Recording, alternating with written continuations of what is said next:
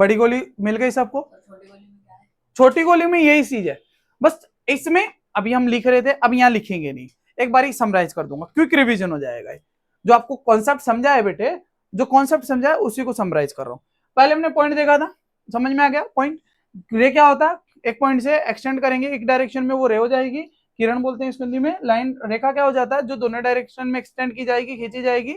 इसकी कोई मेजरमेंट होता है, कोई इसका एंड पॉइंट नहीं होता। लाइन सेगमेंट इस लाइन का एक टुकड़ा हो जाएगा जिसके दो एंड पॉइंट होते हैं, जिसकी मेजरमेंट होती है, उसको लाइन सेगमेंट रेखाखंड बोलते हैं। फिर उसके बाद एक्यूट एंगल देखा था। एक्यूट एंगल ऐसा कोण जिसका 90 डिग्री से कम होता मान, जिसकी वैल्यू 90 से कम हो उसको क्या बोलेंगे। अच्छा, जिसका 90 डिग्री के ठीक बराबर कोण होता है तो उसको क्या बोलेंगे, राइट एंगल बोलेंगे। जिसका मान 90 डिग्री से ज्यादा और 180 से कम हो उसको ऑब्ट्यूज एंगल, अधिक कोण बोलेंगे। जिसका 80 डिग्री होता है तो उसको क्या बोलेंगे, स्ट्रेट एंगल बोलेंगे। स्ट्रेट एंगल मतलब 180 डिग्री का कोण। फिर रिफ्लेक्स एंगल की बात कर रहा था, तो ऐसा कोण जिसका मान 180 से ज्यादा 360 से लेस देन हो उसको क्या बोलेंगे, रिफ्लेक्स एंगल बोलेंगे। तो मैंने कहा था जैसे ये ऐसा बनेगा, एक्यूट एंगल के बाहर वाला जो एंगल होगा वो क्या हो जाएगा, रिफ्लेक्स एंगल हो जाएगा। एक्यूट एंगल के बाहर वाला कोण है, या फिर मान लो 180 से ज्यादा का ही होगा, आप ऑब्ट्यूज के बाद वाला भी हो सकता है, तो राइट एंगल के बाहर वाला भी हो सकता है। तो ये जो बाहर वाला कोण बन रहा है एक्यूट के, राइट एंगल के, या अपना जो है ऑब्ट्यूज एंगल के। रिफ्लेक्स एंगल को क्या बताया था मैं आपको, रिफ्लेक्स एंगल के लिए आपको क्या करना होगा, 360 में से घटाना होगा। यदि मान लो रिफ्लेक्स एक्स पूछे तो क्या करोगे, 360 माइनस एक्स, है ना। जैसे आपको पता था रिफ्लेक्स सीओई, तो मतलब 360 में से एंगल सीओई का मान जो भी आएगा उसको घटा देंगे, रिफ्लेक्स सीओई हो जाएगा। जैसे मैंने आपसे पूछा कि यदि ये 60 डिग्री है तो इसका रिफ्लेक्स क्या हो जाएगा, 360 में 60 गया 300। एक कंप्लीट एंगल जिसका मान होता है 360, 360 डिग्री वाला पूरा सर्कल बनेगा उसको कंप्लीट एंगल बोलेंगे। फिर next thing is there supplementary. Supplementary बोले तो जिन दो एंगल का सम कितना हो 180, जिन दो एंगल का सम 90 उसको क्या बोलेंगे, C4। सी एबीसीडी में पहले आता है, नंबर में 90 आता है, एबीसीडी में बाद में। तो बहुत सारे बच्चे होते हैं जैसे आर्ट्स वार्ट्स वाले भी पढ़ते हैं कॉम्पिटिशन में, उनको याद नहीं होता, तो ट्रिक बना लेने ही बेस्ट है। एग्जाम में आया नंबर एक सवाल आया, इसमें यहाँ बेटा एक नंबर से लाखों करोड़ों लोग रह जाते हैं गवर्नमेंट जॉब में, समझ रहे हो। तो इसीलिए थोड़ा अच्छे से पढ़ ले, ज्यादा सही है। तो देखो 10 का कॉम्प्लीमेंट्री क्या हुआ, 90 सॉरी 80, 45 का 45, 70 का देखो 70, 170 में 10 जोड़ेंगे तभी तो 180 बनेगा। तो वो क्या, supplementary of 10 170, supplementary of 90 supplementary of 100 supplementary of 80, supplementary मतलब 180, संपूरक कोण। लीनियर पेयर मतलब जिन एक लाइन पे बनने वाले एंगल का सम क्या होता है, ये दोनों लीनियर पेयर है, ये दोनों लीनियर पेयर है तो इनका सम 180। 180 है सम तो ये लाइन स्ट्रेट हो जाएगी, और स्ट्रेट लाइन है तो ये दोनों का सम 180। जैसे ये x था ये 20 था, तो ये दोनों लाइन है, सॉरी ये लाइन है। देखो इसे इसमें एक चीज समझने वाली, ये बेटा एक लाइन है और इस पॉइंट से ये एक रे है, ये क्या है बेटा, रे, और ये क्या है, तो ये जो रे इस तरह से एक्सटेंड की गई है, इसमें एक एंगल 20 बना रही है, एक x। मैंने पूछा x की वैल्यू बताओ, तो आपको पता है लाइन पे बनने वाला लीनियर पेयर ये 180 होगा, तो 180 क्या करेंगे, 180 में से 20 घटाया 160, 160 और 20 180 होगा ना, तो ये लीनियर पेयर से निकल जाएगा। वर्टिकल अपोजिट एंगल क्या बताया था, दो लाइन जब आपको एक इंटरसेक्ट कर रही है तो आमने सामने वाले कोणों को क्या बोलते हैं, वर्टिकल अपोजिट एंगल। क्या बोलेंगे, वर्टिकल अपोजिट एंगल बोलेंगे, वीओए, वर्टिकल अपोजिट, शीर्षाभिमुख कोण बोलेंगे। ये 70 का तो x क्या हो जाएगा, आमने सामने। यदि ये 150 का तो ये भी 179 का तो ये भी, आमने सामने के कोण हमेशा बराबर होंगे। ये देखो इससे मैंने बताया था, ये 70 का तो ये कितना होगा, लीनियर पेयर से निकल जाएगा 110, ये 110 है तो ये बढ़िया, बहुत सही, लीनियर पेयर।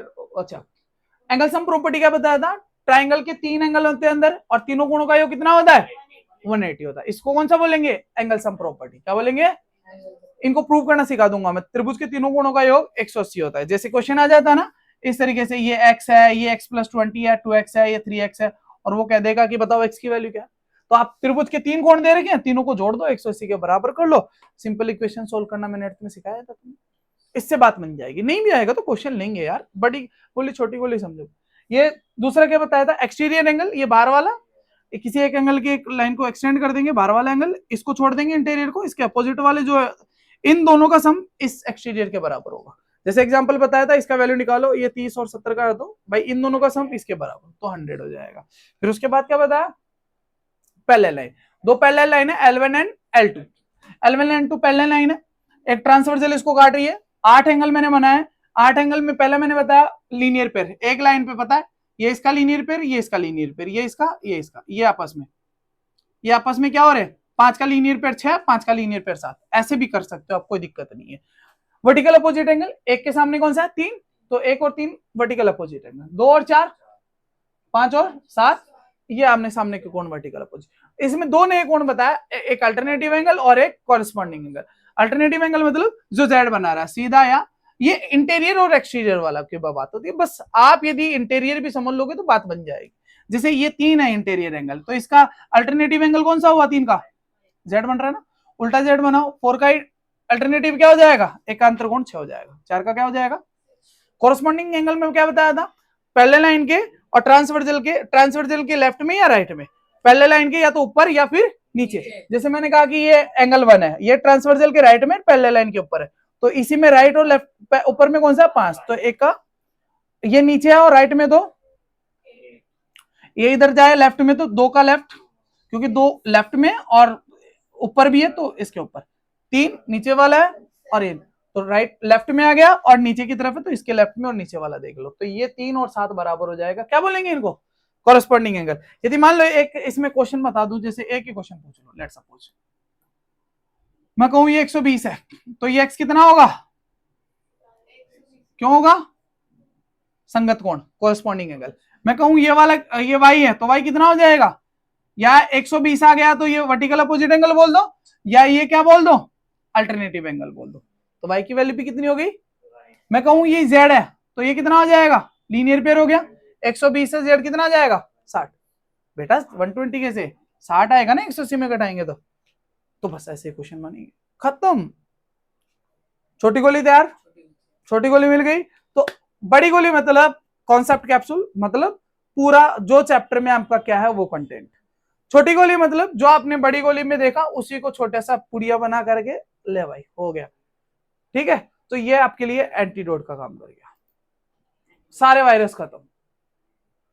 आगे समझ में कोई दिक्कत तो नहीं किसी को। अब हम क्या करेंगे अगली क्लास में, अब मेन कोर्स चलेगा 6.1 6.2, इसकी अलग से वीडियो बनाएंगे।